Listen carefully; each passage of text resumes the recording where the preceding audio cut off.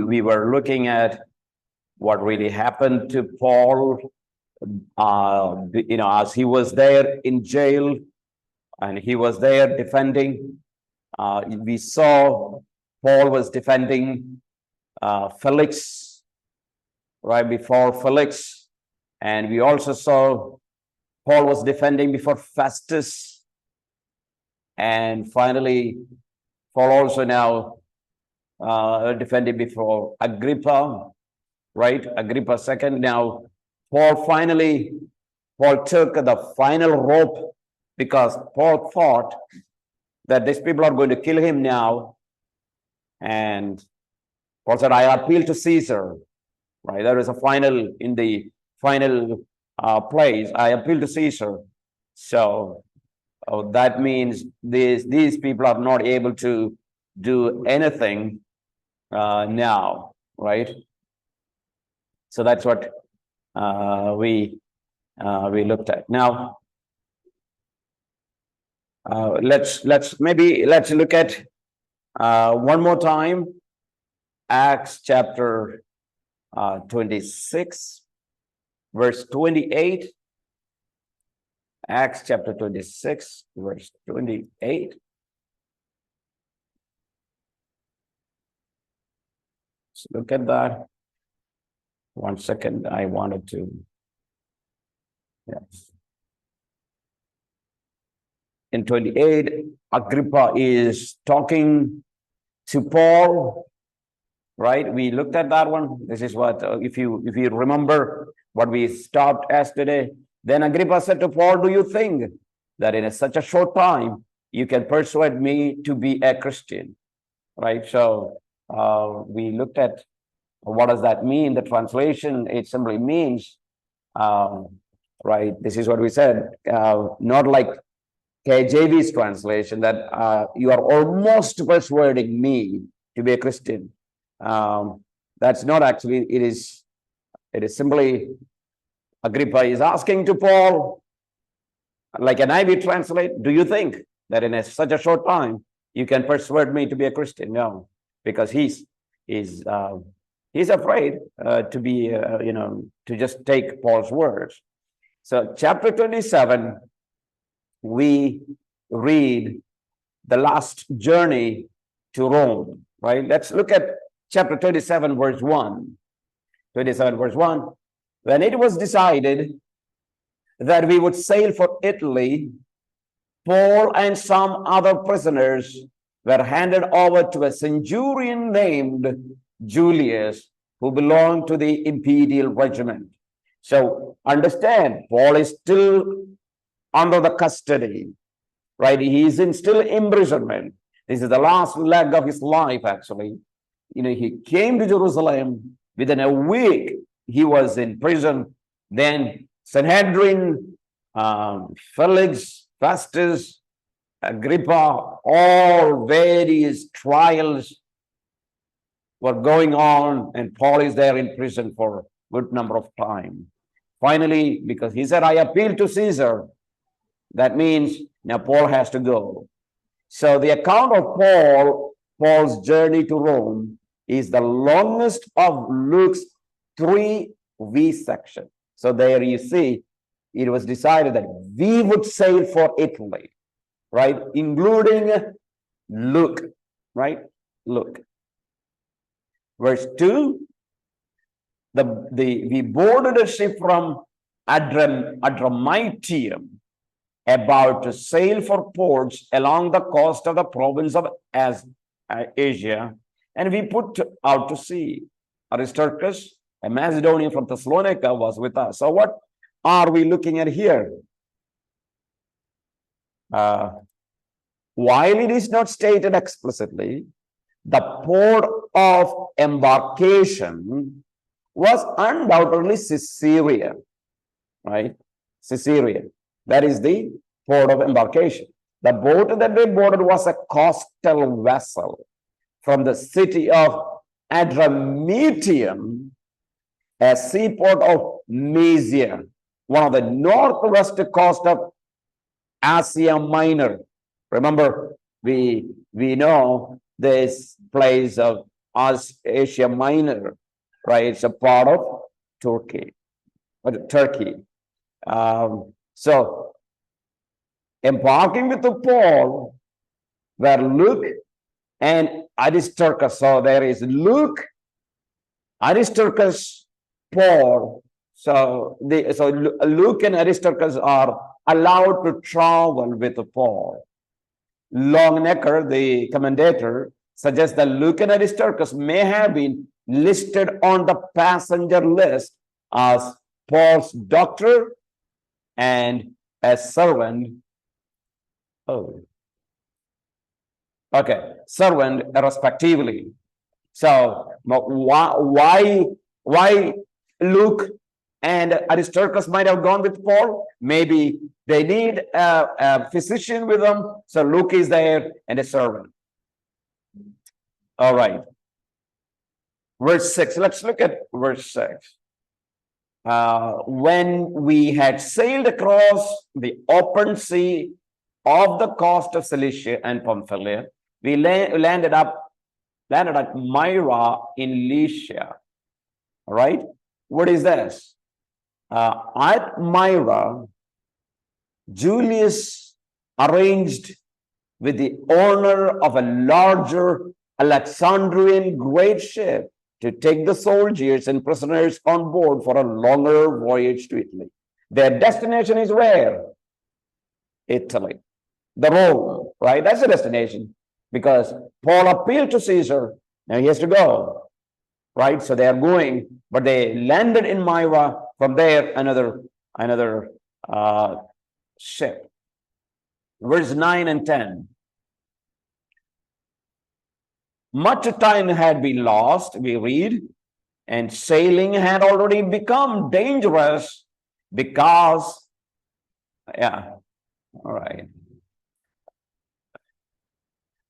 Much time has been lost. Sailing had already become dangerous because by now it was after the fast. So Paul warned them. So that is the day of the atonement, Yom Kippur. And so Paul warned them. Verse 10, men, I can see that our voyage is going to be disastrous and bring great loss to ship and cargo and at our own line. So what is going on, right? This is a ship that is taking them to Italy, right? Navigation in the seaport or in the part of the Mediterranean was always a dangerous, especially after September 14, and was considered impossible after 11 November. So this is the study tells, it was very difficult to sail in this place. The ship had lost valuable time since leaving Myra, and it was obvious that there was no hope of reaching Italy before winter. So it is going to take a long time, right? They are not going to reach there early, right? There is no hope that they will reach Italy before winter, because after winter, they cannot travel. And Yom Kippur, right? The passage says time of fasting. That is, by now it was after the fast. So Paul is talking about a fasting. What is this fasting is about? Atonement, Day of Atonement. It is the chief festival of Judaism, celebrated on the 10th of the lunar month Tishri. This is, we know, between the later part of the September and the first part of October was already past. So Paul warned disaster would befall them if they try to go further. So look at, Paul is thinking, of course he's a prisoner, but he knows, because he's very well-learned man. He's a prisoner, but well-learned man. He warns everyone. Disaster is awaiting for them. It's not wise. Now, what do you read? Verse 13 to 14 is the shipwreck, right? Let's look at 16. All right. Let me ask one of you, please, if anyone can read for me. Verse 16 and 17. Anyone? 27, verse 16 and 17. Anyone?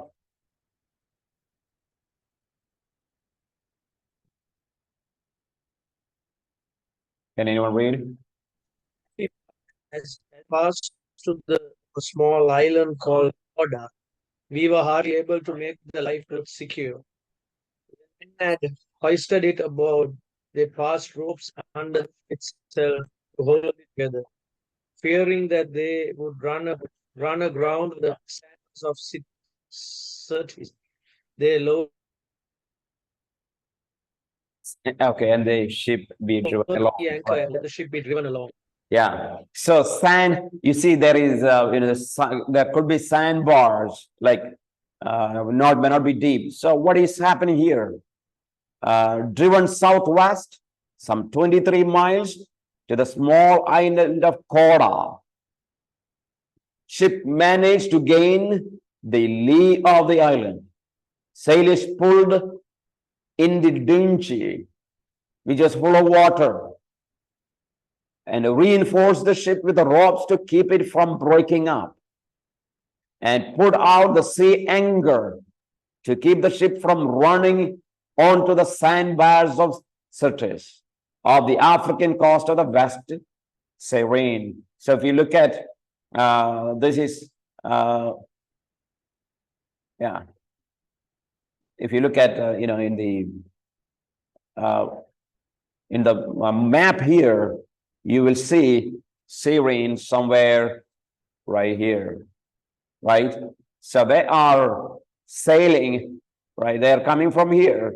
They are going to travel to Rome, all right? Travel to Rome. That is what maybe seeing here. And there is a great storm that happened, and almost the ship was breaking point. I look at verse 18 to 20 now. Can we read verse 18 to 20?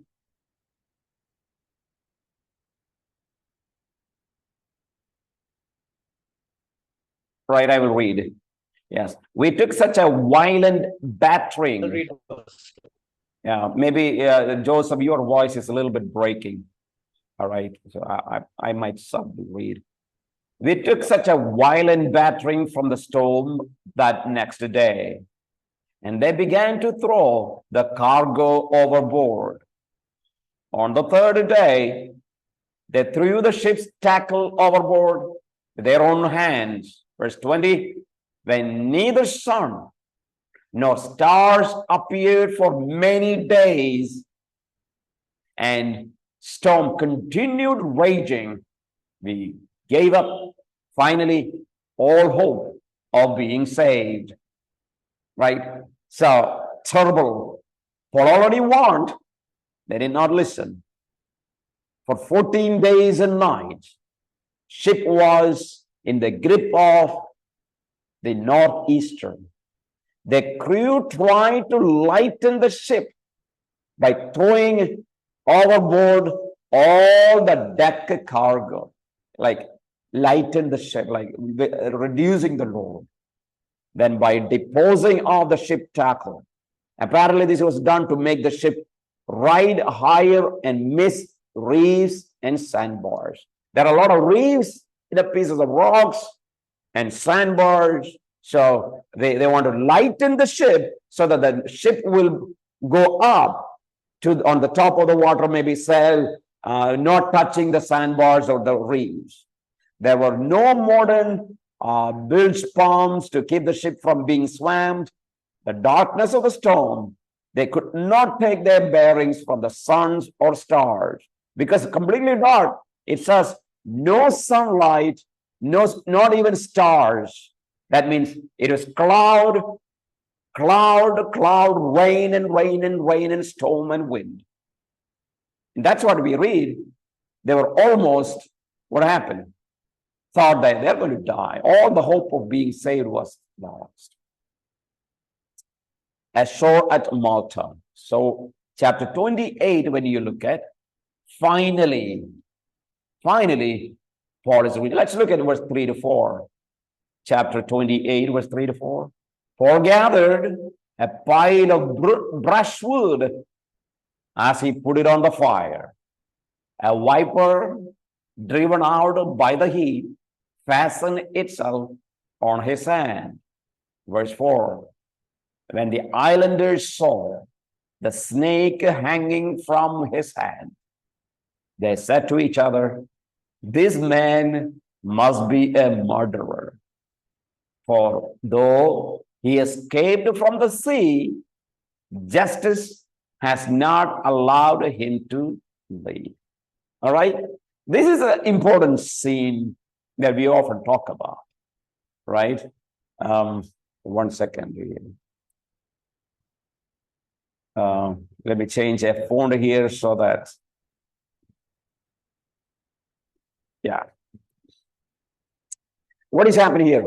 When Paul was bitten by the viper, the islanders concluded he was a murderer whom justice, had at last caught up, since he had not died at the sea. Some people, maybe in some translation, you read, "Hey, decay," like the goddess of righteousness or justice. That maybe some translation translate, right? The goddess of righteousness did not leave Paul. The justice was trying to kill him on the sea. He escaped, but by now at the shore of Malta, he is there, but still justice held on to him and he's ready to die.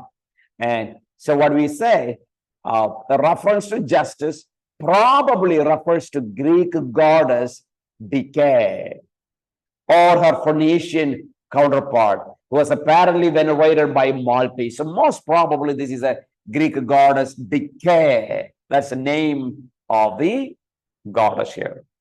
All right. So we have the story now. What happened to Paul? Anyway, but the story is, if you read down, you will read the rest of the things. It did not hurt Paul at all, right? That's the story. Now let's look at arrival at Rome. Let's look at verse 11. Verse 11. After 3 months, we put out to the sea in a ship that had wintered in the island. It was an Alexandrian ship with the figurehead of the twin gods Castor and Pollux. All right. Again, maybe for some of you, if you have not read, you're coming across some of the names and goddess. Let's look at after 3 months. So Centurion Julius arranged for another ship to take his contingent of prisoners and soldiers on to Italy. According to Pliny the Elder, navigation on the Mediterranean began each spring on 8th February, when the westerly winds started to blow. That's the time they always start, on spring, rainy season. It's after the winter. Therefore, sometime in the early mid-February AD 61, Paul and his colleagues boarded a ship again for the last leg of their voyage to Italy after their shipwreck on Malta. So on Malta, ship was gone. They were there, now new ship, perhaps in the late October. Castor and Pollux, right? They are the sons of Zeus. Zeus, the god Zeus. So Castor and Pollux, sons of Zeus, were the patrons of navigation, especially on the sea. And their constellation was a sign of a good fortune when seen in a storm. So you see the name of Castor and Pollux in the Bible. They are the sons of Zeus, known as patrons of navigation, like Greek god. Let's look at verse 15. Verse 15, we read, the brothers there had heard that we were coming, right? And they traveled as far as the Forum of Appius and 3 taverns to meet us. At the sight of these men, Paul thanked God and was encouraged, right? So you have the name Appius, right? Appius. This is a town 43 miles from Rome. 3 taverns, that is a town 33 miles from Rome. And Paul saw the brethren there waiting for Paul, and he thanked God. And that's what we read. Verse 16. When we got to Rome, Paul was allowed to leave by himself with a soldier to guard him. Right? So that means the section is end. So finally, Paul reached Rome. One soldier was there to guard him. All right? Finally, the last portion here, chapter 28, verse 17 to 30. Right? What is going on? At last, Rome, the last, verse 20. Let's look at verse 20. This is what we read. For this reason, Paul says, I have asked to see you and talk with you. It is because of the hope of Israel that I am bound with this chain. Right? So Paul is still under the imprisonment. Right? When I say imprisonment, he is in chain. He's taken from Jerusalem because he appealed to Caesar. And he is in Rome now. What is happening? Paul says the point of contention between him and his accusers at Jerusalem had to do with the messianic hope of Israel. Messianic hope of Israel, which Paul believed was fulfilled in Jesus Nazareth, and they did not believe. Paul believed Jesus is the hope, Messiah of Israel. They did not believe. That is the issue. Finally, continued ministry for 2 years. Let's look at verse 30. 30, that is maybe 30 and 31, is the last 2 verses in the book of Acts, right? Look at verse 30. For 2 whole years, Paul stayed there in his own rented house and welcomed all who came to see him. Boldly, verse 31, and without hindrance, he preached the kingdom of God and taught about the Lord Jesus Christ. That's how this book of Acts ends. Let's look at. During this time, Paul wrote this. So now understand, verse 20, what did we read? Right, there was, Paul was allowed to stay in a rented house, right? Rented house. And not only rented house, one soldiers with him, right? So that's what we read. There was one soldier, he was chained with a soldier because he's still a prisoner, right? But it was somewhat easy for him. So what he did, Paul wrote the prison epistle while he is in Rome, right? Prison epistle was written when he was in Rome, and he was still under chain. He's a prisoner, right? But it was a separate room for him, separate house. There he wrote. We call prison epistles. What are the prison epistles? Ephesians, Colossians, Philemon, and Philippians. This is the time he wrote these 4 epistles. It is generally believed that Paul was released somewhere around 63 AD, right? And during that release, he made a 4th missionary journey and wrote 1 Timothy and Titus. Right? So while he was in Rome, he wrote Ephesians, Colossians, and Philemon and Philippians. But then AD 63, he was released. And he went for the 4th missionary journey, where he wrote pastoral epistle like 1 Timothy, Titus. And Paul was probably rearrested about 67. Right, that's a final rest, and wrote 2 Timothy, and was beheaded at Rome by the order of the Emperor Nero. Right? So verse 31, so this history, right? This history here is not in the book of Acts, right? Book of Acts records that Luke explains until Paul is in prison, imprisonment, right? Of course, it's a separate house with a soldier, right? And people were able to, people were allowed to meet sometime during the day, and people can come and meet Paul. And Paul wrote these prison epistles to them. And that is what, so here is the order of the prison epistle. Since Ephesians, Colossians, and Philemon were sent by Tychicus and Onesimus, they were clearly written at the same time, right? Ephesians, Colossians, and Philemon. Several factors point to the fact that Philippians was written last. That is toward the end of Paul's imprisonment.